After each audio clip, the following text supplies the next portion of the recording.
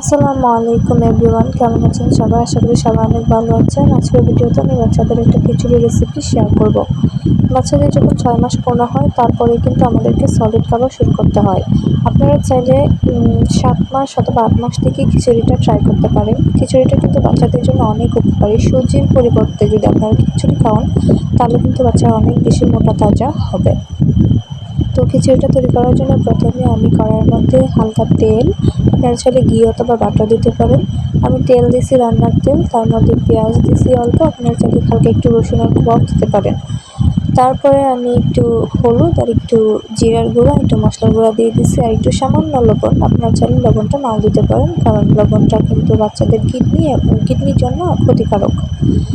তারপরে আমি এগুলো চাল আর মসুর ডালগুলো দিয়ে দিচ্ছি, দিয়ে একটু হালকা ভেজে নিচ্ছি। এরপরে আমি পানি দিয়ে দিচ্ছি, পরিমাণ মতো পানি দিয়ে দেবেন। পানি দিয়ে রেখে দেবেন 10 মিনিট অথবা 15 মিনিটের জন্য। আমি এখানে পর্যাপ্ত পরিমাণে পানি দিয়ে দিচ্ছি, দেখতে পাচ্ছেন। একটু বেশি পরিমাণে পানি দিতে হবে, নাহলে কিন্তু ডালটা সিদ্ধ হবে না। তারপরে আমি ঢেকে রেখে দিচ্ছি। এরপরে আমি একটা মাছের টুকরা নিয়ে নিয়েছি। আপনার যে রান্না করা মাছ থাকবে ওইখান থেকে মাছের টুকরা নিতে পারবেন। আর যদি রান্না করা মাছ না থাকে তাহলে কিন্তু একটা মাছের টুকরার মধ্যে হালকা হলুদ এবং লবণ দিয়ে মাখিয়ে একটু হালকা ভেজে নিয়ে তারপরে কাঁটাটা বেছে দিয়ে দিতে পারবেন। তারপরে আমি এই পর্যায়ে খিচুড়িটার মধ্যে যখন একটু পানি পানি থাকবে তখনই কিন্তু আপনাকে মাছটা মিশিয়ে ফেলতে হবে।